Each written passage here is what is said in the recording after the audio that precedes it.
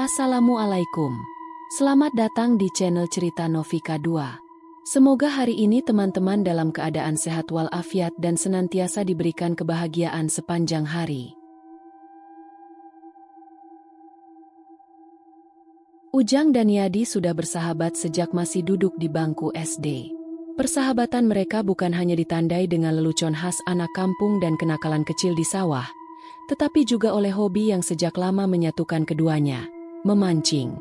Jika ada waktu senggang, bisa dipastikan keduanya akan terlihat duduk berdampingan di pinggir sungai atau kolam, memegang joran dan menunggu kail mereka ditarik oleh ikan.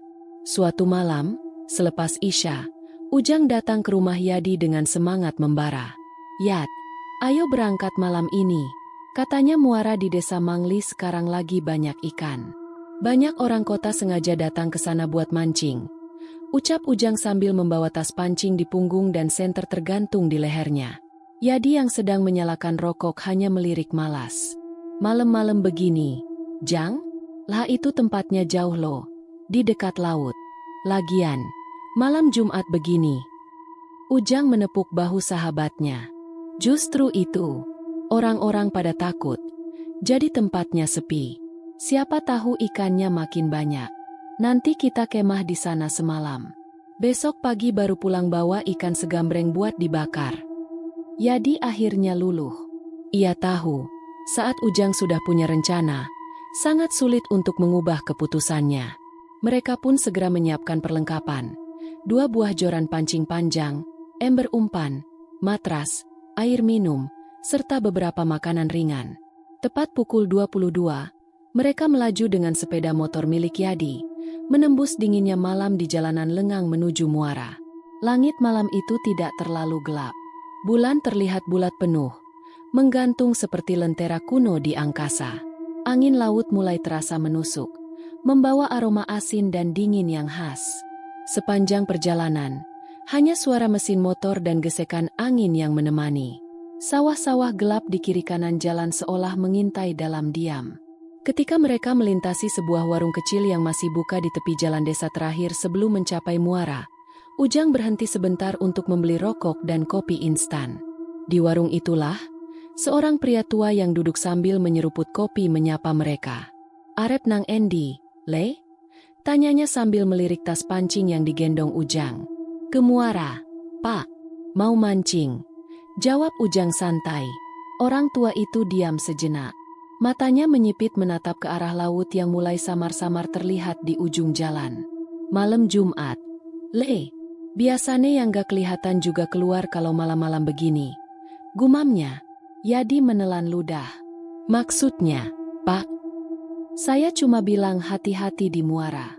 Banyak yang datang, tapi gak semua pulang dengan cerita yang sama," katanya pelan, sambil menepuk-nepuk meja warung. Ujang hanya tersenyum kecut, pura-pura tidak terganggu. Ia merogoh saku, membayar kopi dan rokok, lalu pamit. "Ah, mitos kampung, Yad," gumam Ujang sambil menghidupkan motornya lagi. "Orang tua gitu biasanya emang suka nakut-nakutin." Meski begitu, dalam hati Yadi mulai muncul kegelisahan. Tapi ia tetap ikut, tak ingin dianggap penakut oleh sahabatnya.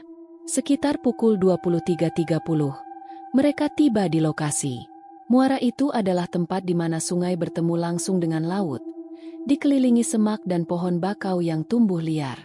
Suasana sepi, hanya terdengar suara ombak dan sesekali ciutan burung malam. Mereka memarkir motor di area aman dekat pondok nelayan kosong, lalu berjalan kaki sekitar 100 meter menyusuri tepi sungai untuk mencari spot terbaik. Ujang memilih duduk di sisi utara, dekat dengan pertemuan sungai dan laut. Sementara Yadi memilih agak ke selatan, lebih dekat ke pohon-pohon bakau. Jarak mereka sekitar 30 meter satu sama lain, cukup untuk berteriak jika ada yang perlu. Setelah menyiapkan alat pancing, mereka mulai melempar kail ke air. Suasana begitu tenang. Bahkan air sungai pun terlihat tenang, nyaris tak bergelombang. Udara malam begitu dingin, membuat kopi panas dalam termos jadi penyelamat utama. Jam menunjukkan pukul 00.15 ketika Yadi merasakan sensasi aneh. Udara terasa lebih berat, dan ia merasa seperti diawasi. Ia melihat ke arah Ujang yang tampak masih santai memancing sambil duduk di atas batu besar. "Jang, dingin banget ya anginnya," teriak Yadi. Namanya juga dekat laut. "Yat, wajar," balas Ujang sambil tertawa. Tapi tawa Ujang tiba-tiba hilang. Ia mendadak diam. Yadi memperhatikan perubahan ekspresi sahabatnya. Wajah Ujang menjadi kaku. Ia menatap ke arah laut. Matanya membelalak. Yadi bangkit berdiri. "Jang, kenapa?" Ujang tidak menjawab. Perlahan ia menunjuk ke arah laut. Yadi mengikuti arah jarinya dan melihatnya. Dua cahaya merah terang di permukaan air. Cahaya itu berjarak sekitar 200 meter dari tepi dan perlahan-lahan bergerak mendekat. "Lampu kapal ya?" tanya Yadi. Ujang menggeleng pelan. "Enggak, itu bukan lampu kapal. Lihat baik-baik, Yat." Mereka memperhatikan lebih saksama. Dua cahaya merah itu ternyata bukan sekadar lampu. Ada bayangan hitam besar membuntutinya, bergerak pelan dan mengular di permukaan air. Panjangnya tak terhingga, seperti ular raksasa. Ketika cahaya itu semakin dekat, barulah mereka sadar, itu adalah mata. Mata seekor ular hitam raksasa. Tubuhnya muncul sedikit demi sedikit dari air. Sisiknya besar-besar, berkilau aneh tertimpa cahaya bulan. Kepalanya menyerupai kepala ular kobra, namun ukurannya sebesar perahu nelayan. Ujang terpaku. Jorannya jatuh dari tangan. Ia merasa lututnya lemas. Yadi panik. "Jang, lari! Itu apaan?" Belum sempat mereka berlari, makhluk itu mengangkat sebagian tubuhnya keluar dari air, mengeluarkan suara seperti desis panjang, lalu menghilang. Begitu saja, tanpa suara percikan, tanpa jejak, seolah larut bersama ombak. Hening. Mereka saling pandang. Keringat dingin membasahi tubuh mereka meski udara begitu dingin. Suara jangkrik yang tadi mengiringi malam, kini juga hilang entah kemana. "Gue nggak salah lihat kan, Yat?" tanya Ujang dengan suara bergetar. Yadi mengangguk. Itu bukan binatang biasa. Itu bukan ular beneran. Kita harus pergi dari sini." Mereka bergegas membereskan perlengkapan. Dalam hati, mereka tahu malam itu bukan malam biasa. Dan muara itu bukan tempat biasa. Tapi sayangnya, malam belum selesai. Dan mereka baru saja menginjak halaman kisah yang lebih gelap dari sekadar bayangan. Langit malam menggantung kelam di atas kepala Ujang dan Yadi. Bulan tampak utuh, bundar sempurna, menerangi hamparan pasir dan permukaan muara yang tenang. Angin dari laut membawa hawa asin yang sesekali menusuk pori-pori, namun tidak cukup membuat mereka kehilangan semangat. Begitu tiba di lokasi, mereka memilih spot masing-masing. Ujang mengambil posisi di sisi utara muara, lebih dekat ke pertemuan antara sungai dan laut. Ia memang selalu memilih tempat yang tidak terlalu ramai, meski malam itu hanya mereka berdua. Katanya, makin dekat dengan laut, makin besar pula ikan yang bisa ditarik. Yadi, sebaliknya, mengambil tempat lebih ke selatan. Di situ air sedikit lebih tenang, dan ada pohon-pohon bakau tumbuh merapat seperti benteng hidup. Ia menyukai suasana di sana. Lebih terlindung, lebih nyaman. Sekitar 5 meter dari tempatnya duduk, Yadi menancapkan lampu senter kecil ke tanah, menciptakan lingkaran cahaya di sekitarnya. Di atas matras tipis, ia duduk santai, menggulung rokok dari tembakau dan kertas koran. Di tangannya, kail sudah dilempar jauh ke muara. Ujung senarnya tenggelam ke dalam air yang gelap. Sementara itu, Ujang lebih tenang.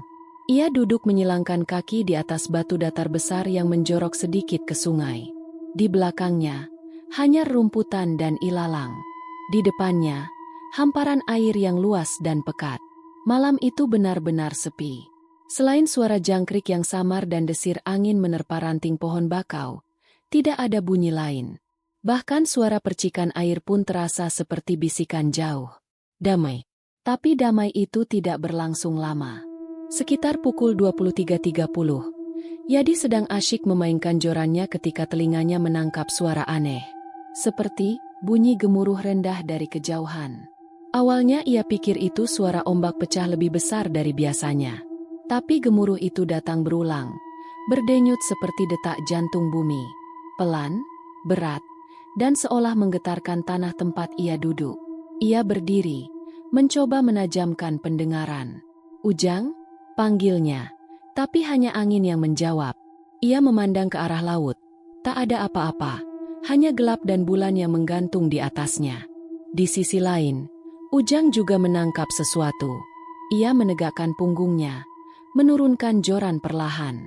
Di kejauhan, jauh di antara gelap dan cahaya bulan, ia melihat siluet seperti kapal besar mengapung pelan, mendekat dari arah laut. Anehnya, tidak ada suara mesin, tidak ada lampu, tidak ada percikan air yang seharusnya muncul dari kapal sebesar itu. Ujang menyipitkan mata. Kapal itu tampak seperti perahu nelayan tradisional, lengkap dengan layar tinggi yang berkibar lembut. Padahal malam itu tidak ada angin kencang. Ia memicingkan mata, mencoba mencari tanda-tanda kehidupan di kapal itu. Apakah ada nelayan? Cahaya? Suara? Tidak ada. Justru yang terasa adalah keheningan mutlak. Tiba-tiba, jangkrik berhenti berbunyi. Hening. Suara angin pun lenyap. Udara menjadi padat, seolah ada sesuatu yang besar sedang bernafas perlahan dari dalam laut. Ujang merasakan bulu kuduknya berdiri. Ia melirik ke kanan, berharap bisa melihat bayangan Yadi dari kejauhan. Tapi semua yang ia lihat hanya semak gelap dan permukaan air yang membeku dalam diam. "Yad?" panggilnya. Tidak ada jawaban. "Yadi, lu denger nggak?" Masih tidak ada jawaban. Ujang berdiri perlahan. Kakinya seperti menolak untuk digerakkan. Langkahnya berat. Napasnya mulai tidak teratur.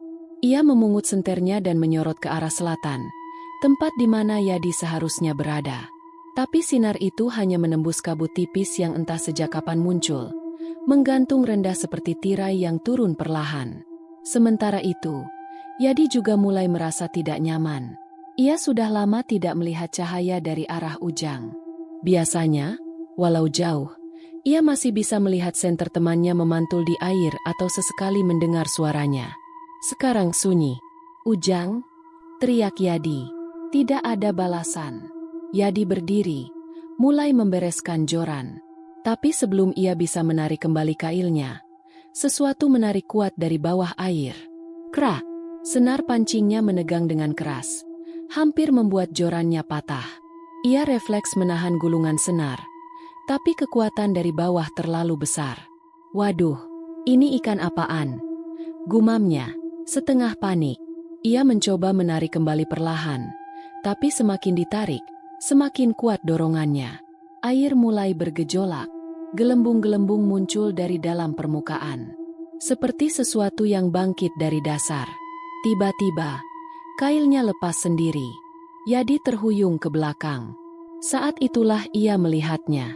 Siluet kapal yang sama seperti yang dilihat Ujang, sekarang muncul di hadapannya, tak sampai 50 meter dari bibir muara. Tapi Yadi tahu itu bukan kapal, bukan perahu, karena bagian bawah siluet itu ternyata adalah tubuh ular besar. Bayangannya melingkar, memanjang ke segala arah. Dua cahaya merah menyala, matanya menatap ke arahnya dengan diam membunuh. Yadi membeku, tubuhnya gemetar. Ia ingin berteriak, memanggil Ujang, berlari sejauh mungkin, tapi tenggorokannya terkunci. Kemudian, ular itu menghilang. Tanpa suara, tanpa cipratan air. Yang tertinggal hanya bau amis menyengat dan hawa dingin yang menusuk hingga ke tulang. Beberapa menit kemudian, Yadi dan Ujang akhirnya bertemu di tengah jalur tanah antara spot mereka. Keduanya sama-sama pucat. Matamu merah enggak?"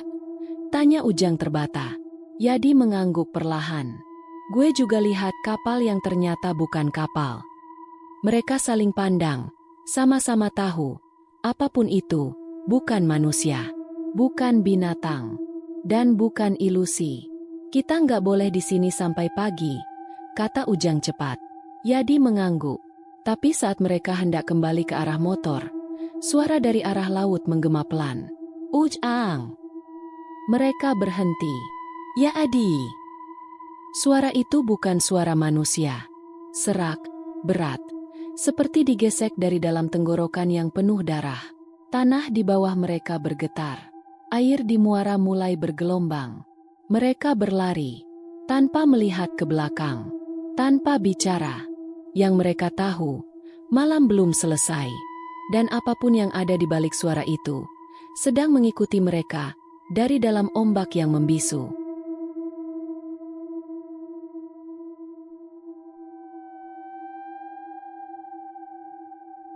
Malam makin pekat. Jam menunjukkan pukul 00.30. Di atas langit, bulan perlahan tertutup awan tipis yang menggulung pelan seperti selimut kabut.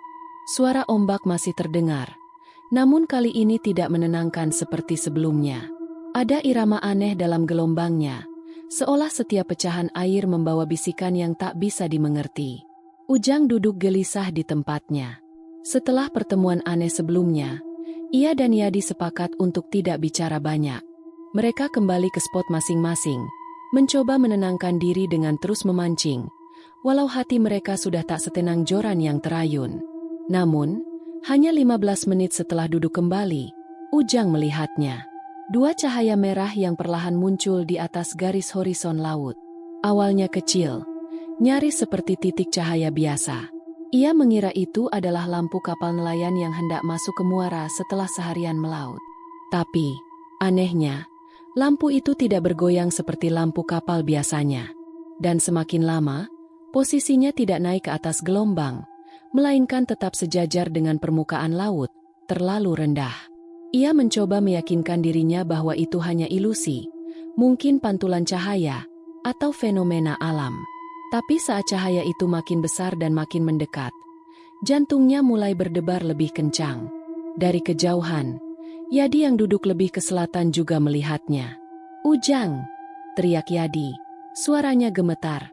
"Itu bukan kapal, Jang."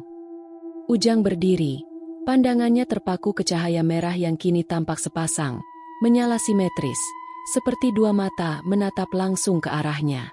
"Jangan lihat langsung," bisik Ujang ke dirinya sendiri.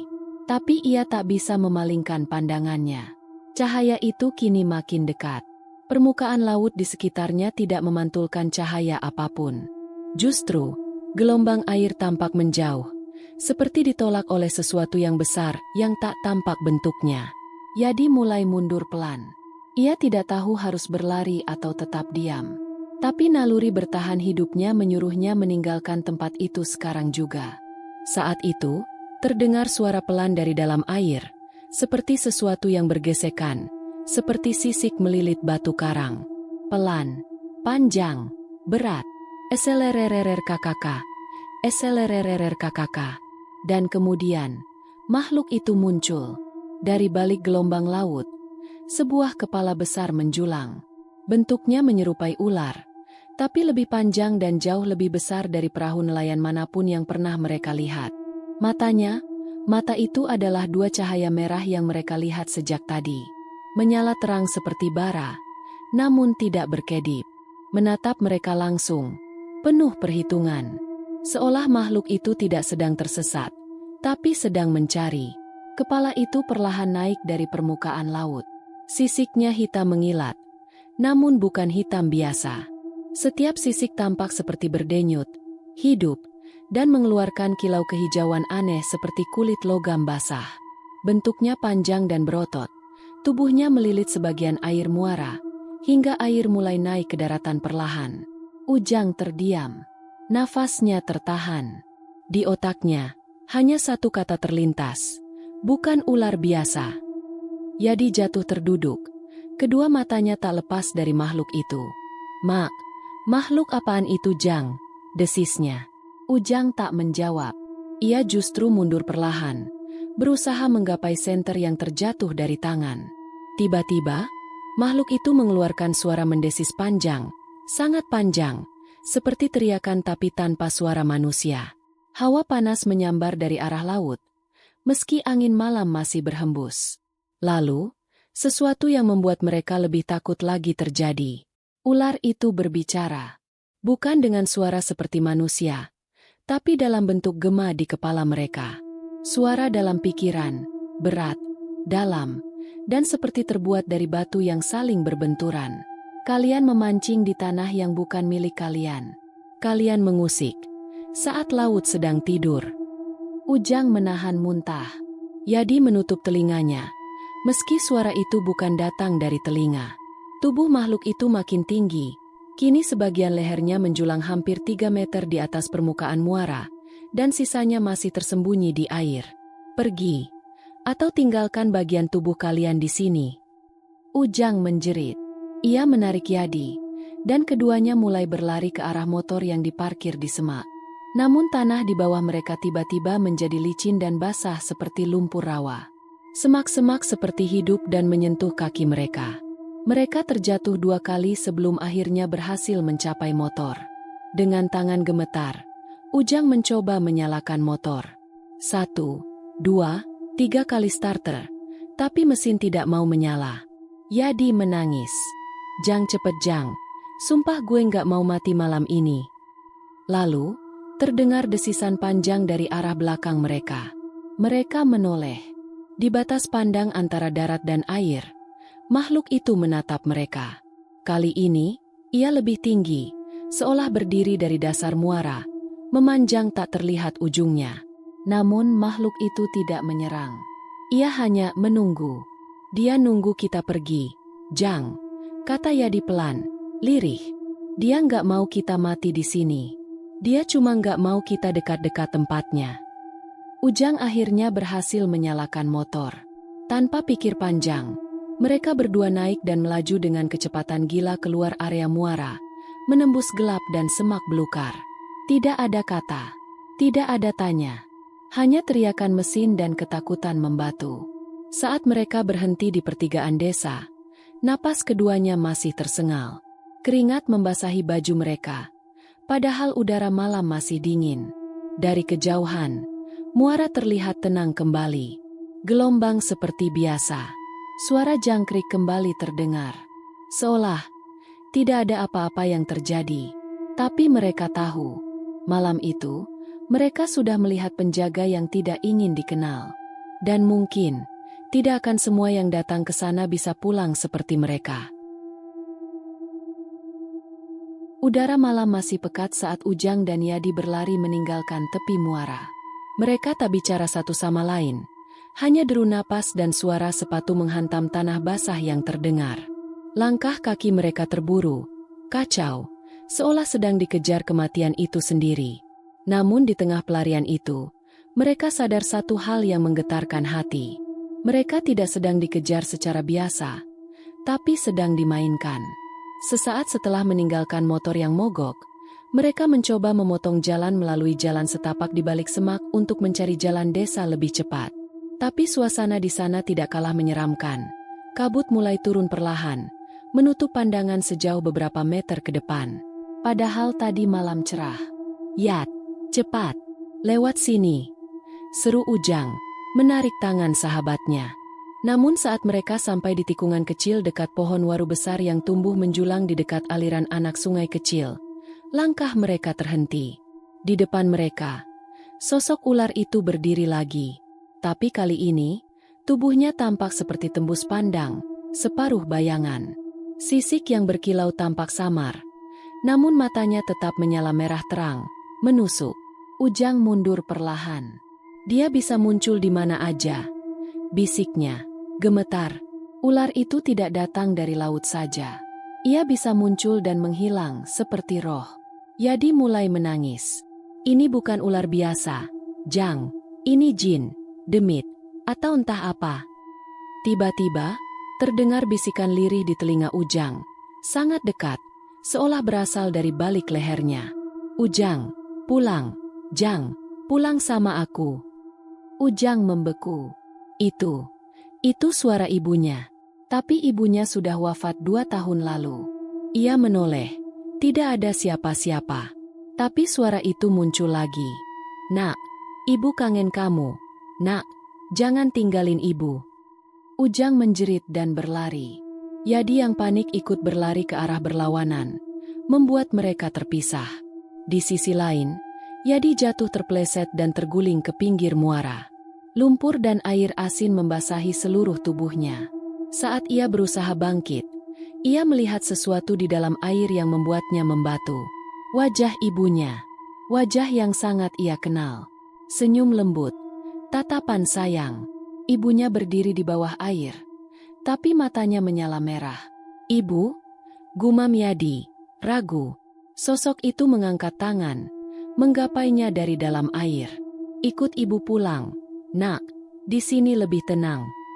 Tiba-tiba, tangan itu berubah menjadi ular raksasa yang melilit tubuhnya dari dalam air. Yadi berteriak, meronta, dan akhirnya berhasil merangkak naik ke daratan. Napasnya terengah, tubuhnya gemetar. Seketika semua kembali hening. Tak ada apa-apa di muara. Air mengalir biasa. Tapi ia tahu, makhluk itu sedang mempermainkan pikirannya. Beberapa menit kemudian, Ujang dan Yadi bertemu kembali di pinggir jalan tanah menuju desa. Wajah mereka sama-sama pucat. Nafas memburu. Keringat membasahi tubuh. Ujang memegang bahu Yadi. "Yad, lo lihat juga kan? Itu bukan ular biasa." Yadi mengangguk. "Itu ular. Tapi bukan ular. Itu makhluk lain. Penunggu. Ular jadi-jadian." Ujang mengangguk. Di dadanya, ketakutan belum pergi. Tapi satu hal jadi jelas. Ini bukan pengalaman biasa. Bukan juga mimpi buruk. Mereka benar-benar telah melangkah ke tempat yang terlarang. Lalu Ujang teringat suara nelayan tua yang mereka temui di warung kopi sebelum berangkat. "Kalau di muara itu," kata nelayan itu sambil mengaduk kopinya, "jangan pernah mancing pas malam Jumat. Apalagi kalau langit terang dan bulan tinggi. Itu waktunya penunggu laut pada ronda." Mereka tertawa saat itu, menganggap itu cerita kampung biasa.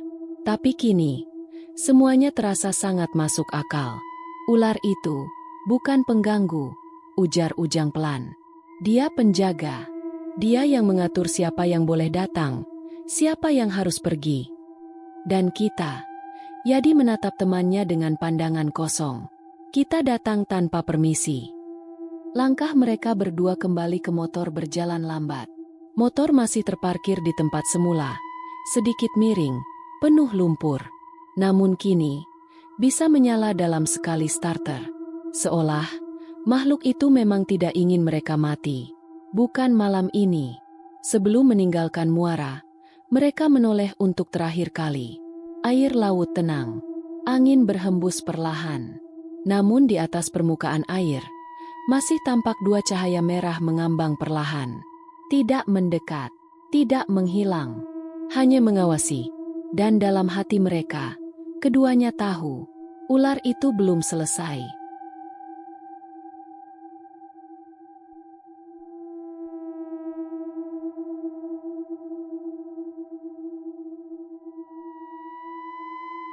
Hujan mulai turun saat Ujang dan Yadi akhirnya menemukan pondok reot yang ditinggalkan di pinggiran semak, tak jauh dari jalur kembali ke desa. Nafas mereka masih terengah, tubuh basah kuyup oleh keringat dan percikan air laut. Di tengah ketakutan dan kelelahan, mereka putuskan untuk berlindung sementara. Pondok itu sempit dan berbau apek, namun cukup untuk menampung mereka berdua.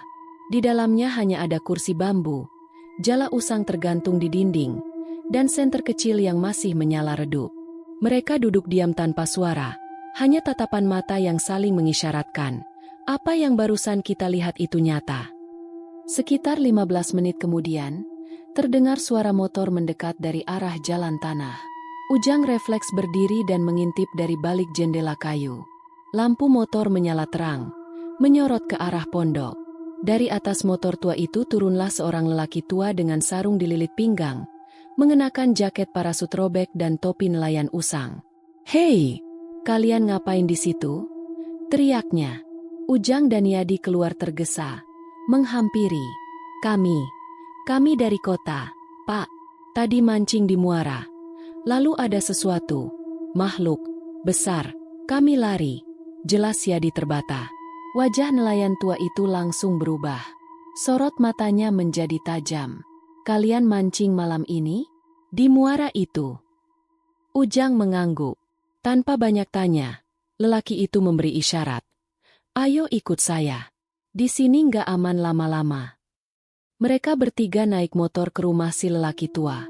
Rumah itu sederhana, berdinding kayu dan beratap seng, berada di pinggir desa nelayan kecil. Di beranda, sang nelayan menyeduhkan teh hangat dan menyalakan lampu minyak. "Nama saya Mbah Kirno," ujarnya. "Sudah puluhan tahun saya tinggal di sini. Dan kalau kalian tadi lihat apa yang saya kira kalian lihat, berarti kalian beruntung masih hidup." Ujang dan Yadi saling pandang. "Itu apa, Mbah?" tanya Yadi pelan. Mbah Kirno menarik napas panjang. Suaranya pelan tapi penuh tekanan. "Itu bukan ular biasa. Itu penunggu." Mbah Kirno mulai bercerita. Dulu, puluhan tahun silam, sebelum muara itu dipenuhi pemancing atau pengunjung luar, tempat itu adalah wilayah larangan. Warga desa percaya bahwa muara dan laut di sekitarnya dijaga oleh makhluk gaib berbentuk ular raksasa. Bukan sembarang jin, bukan sekadar setan laut, tapi penjaga batas antara laut dan daratan. Makhluk yang sudah ada bahkan sebelum desa itu berdiri. Orang-orang zaman dulu nyebutnya siluman muara. Tapi aslinya, dia itu penyeimbang. Gak akan ganggu kalau gak diganggu. "Diganggu?" tanya Ujang. Mbah Kirno mengangguk. "Kalau ada orang luar, datang mancing malam-malam, apalagi malam Jumat, tanpa pamit, tanpa hatur sesajen, itu dianggap gangguan." Setiap malam Jumat Kliwon, warga desa yang tinggal dekat muara akan membawa sesajen kecil ke tepi sungai. Berisi kembang 7 rupa, bubur merah putih, dan sepotong kepala ikan segar. Itu bukan persembahan pemujaan, tapi salam hormat. Kita tahu kita berbagi tempat dengan mereka. Jadi kita permisi.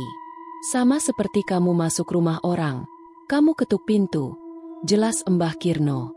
Mbah Kirno mengaku sudah sering melihat makhluk itu. Kadang hanya bayangannya melintasi air, kadang hanya matanya yang merah mengambang di kejauhan. Tapi ia tahu kapan harus pergi dan kapan harus diam. Kalau kalian lihat dia muncul penuh, berarti kalian udah kelewat batas. Dia nggak sembarangan menampakkan diri. Ujang menelan ludah. "Tapi kami nggak tahu, Mbah. Kami cuma mau mancing, nyari hiburan." "Niat kalian mungkin sederhana," kata Mbah Kirno. "Tapi tempat itu bukan tempat biasa. Banyak orang luar yang datang, mancing malam-malam, besoknya hilang, atau sakit mendadak, atau dibawa mimpi berhari-hari." Ujang terdiam. Yadi mulai menggigil. "Apa? Kita akan kena sesuatu juga, Mbah?" Mbah Kirno memandang mereka dalam-dalam. "Kalau kalian masih hidup, berarti dia cuma memperingatkan. Tapi jangan pernah kembali ke sana. Setidaknya, bukan dalam waktu dekat." Malam itu, mereka bermalam di rumah Mbah Kirno. Tidur di tikar, ditemani aroma dupa kecil yang dibakar di pojok ruangan dan doa-doa yang dibacakan pelan oleh sang nelayan tua. Sebelum mereka tidur, Mbah Kirno menambahkan satu kalimat terakhir. "Laut punya nyawa, muara punya tuan. Jangan pernah datang tanpa salam, karena yang menyambut bisa saja bukan manusia." Esok harinya, Ujang dan Yadi diantar pulang. Mereka tak bicara banyak sepanjang perjalanan. Tapi dalam hati, mereka tahu, perjalanan memancing yang sederhana telah membuka gerbang menuju sesuatu yang tak seharusnya mereka sentuh. Dan mereka bersumpah satu hal, tak akan pernah kembali ke muara itu.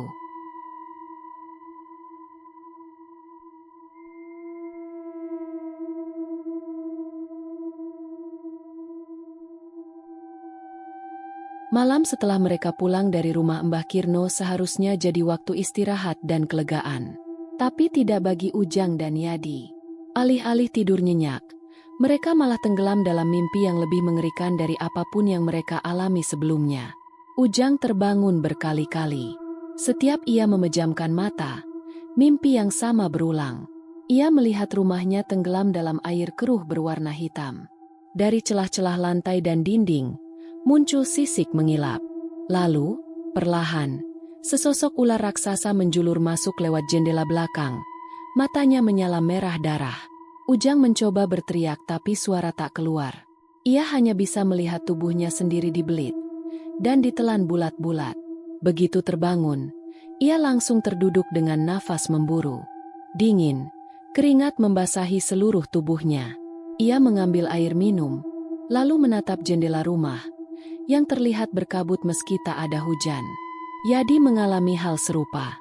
Dalam mimpinya, ia berada di dalam perahu kecil di tengah muara. Air begitu tenang, tapi langit di atasnya merah gelap. Ia mendayung ke arah yang tak ia kenali, tapi suara bisikan mulai terdengar. Desis pelan seperti ribuan ular bercampur suara ibunya memanggil, namun nadanya aneh, seperti bukan dari manusia. Tiba-tiba, dari bawah perahu, dua mata menyala merah terang. Ular itu muncul dan langsung mengguncang perahunya. Sebelum ia jatuh ke air, makhluk itu melilitkan tubuhnya, keras dan dingin, lalu membawanya ke bawah. Keesokan paginya, Ujang dan Yadi saling menelepon. Suara mereka serak dan panik. "Kita harus balik, Jang," ujar Yadi. "Ini belum selesai." Mereka memutuskan kembali ke rumah Mbah Kirno. Lelaki tua itu sudah menunggu mereka di depan rumah, seperti tahu mereka akan datang. "Kalian dihampiri, ya?" Keduanya hanya mengangguk pelan. Tanpa banyak tanya, Mbah Kirno masuk ke rumah, lalu keluar membawa 2 botol kecil berisi air laut dan sebungkus bunga 7 rupa. "Ini buat menebus. Kita akan ke muara siang ini, sebelum matahari tenggelam. Kalau malam, dia mungkin muncul lagi." Perjalanan ke muara terasa berat. Langit mendung tipis, dan angin dari laut membawa aroma asin bercampur amis. Mereka bertiga tiba di titik tempat ular itu pertama kali muncul.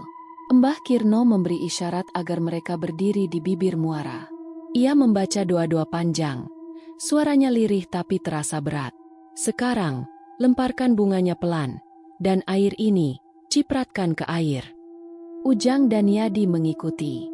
Bunga 7 rupa mengambang perlahan di permukaan muara, menyebar seperti kelopak doa. Air dalam botol dituangkan perlahan, dan saat tetes terakhir jatuh, air laut bergelombang, kecil namun berputar. Seolah ada sesuatu yang bernafas dari dasar muara. Ujang menggenggam tangan Yadi, tak sadar. Di seberang muara, ombak bergulung sedikit lebih tinggi, lalu, hening, angin berhenti. Air menjadi datar kembali. Tidak ada suara, tidak ada cahaya merah, tidak ada ular. Hanya kesunyian yang terasa sangat damai. Mbah Kirno menghela napas lega. Dia sudah terima permintaan maaf kalian. Ujang menatap muara yang tenang. Hati masih tak percaya. "Apa? Itu artinya sudah selesai, Mbah? Kalau kalian tidak datang lagi tanpa izin, tanpa permisi, ya, sudah selesai." Malam itu, mereka tidur nyenyak untuk pertama kalinya. Tak ada mimpi, tak ada desis, tak ada mata merah. Tapi sejak itu, tiap malam Jumat Kliwon, Ujang dan Yadi tak pernah lupa menyedekahkan sesuatu ke laut, sebuah permintaan maaf yang selalu mereka ingat. Karena mereka tahu, bahkan laut pun punya penunggu, dan tidak semua tempat ingin disinggahi manusia.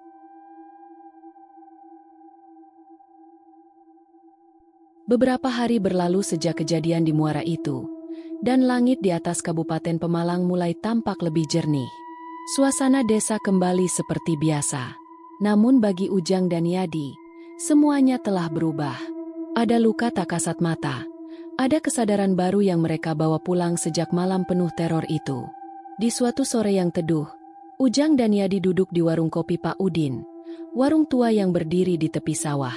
Di sana, aroma kopi tubruk berpadu dengan semilir angin laut dari kejauhan.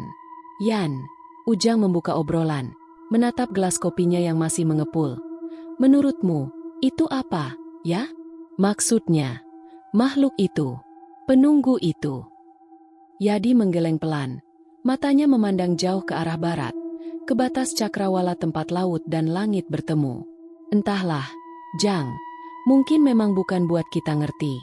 Tapi yang jelas, kita salah, kita nekat, kita ceroboh." Ujang mengangguk, hening sesaat, hanya suara jangkrik dan motor tua lewat di kejauhan. "Aku nggak akan ke muara lagi," lanjut Yadi. "Mau dapat ikan segede karung juga, Kalau harus dihantui kayak kemarin, mending mancing di kolam. Ia tertawa kecil, tapi masih dengan sisa gentar di wajahnya. Dan aku, Ujang menatap langit. Mau bantuin bapak di toko. Kayaknya aku udah cukup main-main. Mereka saling menatap, lalu tersenyum. Ada rasa lega, sekaligus hormat, terhadap sesuatu yang tak bisa mereka lihat namun kini mereka yakini benar adanya. Dunia yang berjalan di antara mereka, sunyi, namun berkuasa. Hari-hari berikutnya, hidup mereka berjalan tenang. Yadi mengisi waktu dengan memancing di kolam milik Pak Karto, dan sesekali ikut lomba mancing di kota. Ujang membantu usaha kelontong orang tuanya. Kadang mereka masih nongkrong bareng di warung, ngobrol tentang cerita lama. Namun topik tentang muara jarang sekali mereka sentuh. Hingga pada suatu malam Jumat Kliwon, langit memancarkan cahaya keperakan dari bulan purnama yang bulat dan terang. Ujang berdiri sendirian di depan rumahnya, menatap langit dan mendengar suara debur ombak dari kejauhan. Dan di sana, sejauh mata memandang, tepat di garis laut, dua cahaya merah kecil terlihat berpendar pelan. Tidak bergerak, tidak menyala terang. Hanya mengamati. Ujang tidak takut, tapi ia juga tidak berani menatap terlalu lama. Ia hanya menunduk, menarik napas, dan berbisik sendiri. Maafkan kami waktu itu. Kami sudah janji, tidak akan ganggu lagi. Ia pun masuk rumah, menutup pintu perlahan, dan membiarkan malam tetap sunyi seperti seharusnya. Karena mereka tahu, laut menyimpan banyak misteri, tapi muara adalah gerbang.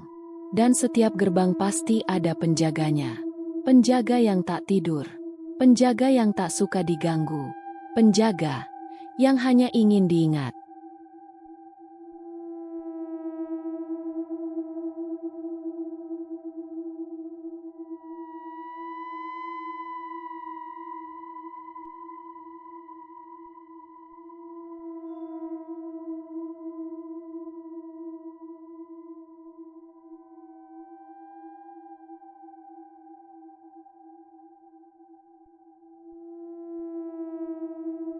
Demikian cerita hari ini.